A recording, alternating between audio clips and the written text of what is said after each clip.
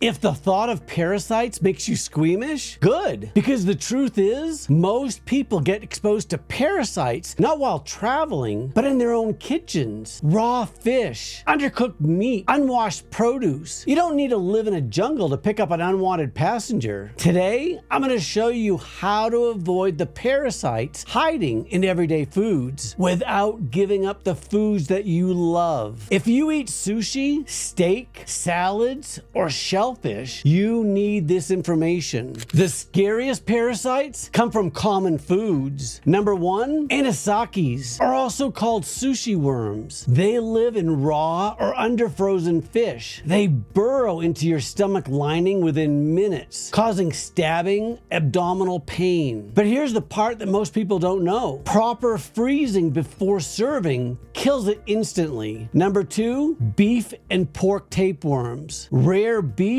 equals live tapeworm larvae. Pink pork equals cysts that grow into 10 to 20 foot worms. In severe cases, they even migrate to the brain. Number three, produce parasites. Cyclospora, giardia, and liver flukes. They're not killed by triple washing, not killed by vinegar, not killed by fancy sprays. Number four, shellfish parasites and bacteria. Raw oysters plus vibria equals sepsis. Raw crab plus lung flutes equals coughing blood. And yet people eat them like they're harmless. How do you actually avoid parasites? This is the part that no one teaches you. Number one, the freezing rule. Your number one protection to kill parasites in fish is freezing them at -4 degrees Fahrenheit or -20 degrees Celsius for 7 days. Or you can flash freeze them at -31 degrees Fahrenheit for 15 hours. If your sushi restaurant doesn't do this, you're just gambling. Most US sushi grade fish is frozen properly, but some small restaurants, farmers markets, and home cooks, not always. Number two, the cooking rule. Cook meat to internal temps of 145 degrees Fahrenheit for whole cut meats, 160 degrees Fahrenheit for ground meat, and 165 degrees Fahrenheit for poultry. These temperatures are not suggestions. They are the exact temps that kill parasite larvae. Number three, the produce scrub method. This is better than just washing alone. Parasite eggs stick to leafy greens like glue. You need cold water, a coarse veggie brush, and friction. Do not rely on triple washed. That is marketing,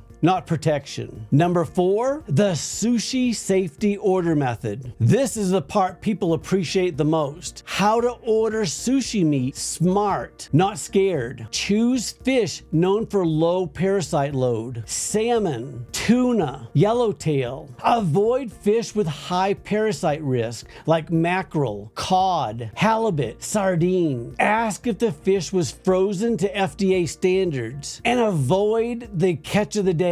These are rarely frozen. And let's clear up a myth. Wasabi and ginger do not kill parasites. They can kill bacteria, yes, but worms? No. Use them for flavor, not protection. Number five, the one rule that almost nobody knows. If you slice fish before freezing it, parasites survive because the freezing temperature doesn't penetrate evenly. Fish must be frozen whole or in larger cuts to kill parasites thoroughly. This one tip alone can save a lot of stomach pain. So how do you know if you already have a parasite? Symptoms that most doctors overlook are bloating after meals, unexplained itching, random muscle twitches, teeth grinding at night, constipation and diarrhea cycles, insane sugar cravings, skin rashes, anxiety, and irritability. Parasites don't just stay in the gut. Some migrate, some lay eggs, some hijack nutrients. If If you've traveled, eaten sushi regularly, or just love rare meat, you may have been exposed. So how do you test and how do you kill parasites safely? Basically, there are 3 levels. Number 1, stool PCR testing. This is the most accurate. It finds the DNA from parasites, eggs, and cysts. Number 2, ova and parasite microscopy. This is old school. It's not as accurate, but it's still useful. Number 3, symptom patterning. Sometimes the body tells the whole story. How do you actually clear parasites without making yourself worse? Here's the truth. Getting rid of parasites isn't about throwing herbs at the problem. It's about strategy. Every parasite has a different weakness. Every stage of its life cycle needs a different approach, and every body needs the right sequence. Kill, bind, clear. If you skip steps, use the wrong herbs, or choose the wrong binder, you can actually feel worse. Charcoal, for example, is powerful, but it's also non-specific. It'll bind toxins, sure, but it can also bind nutrients, medications, and minerals that your body desperately needs during healing. In our office, we use a tiered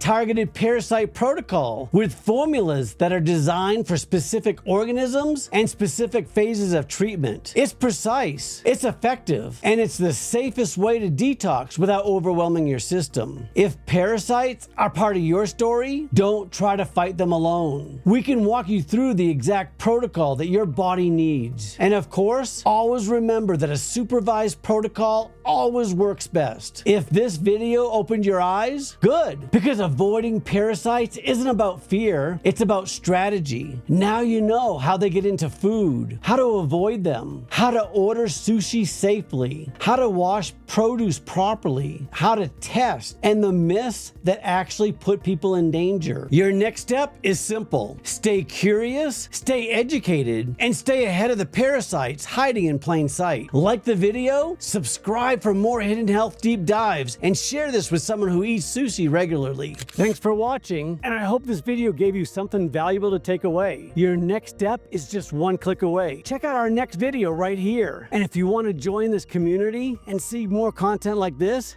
hit subscribe and give it a like. I truly appreciate the support.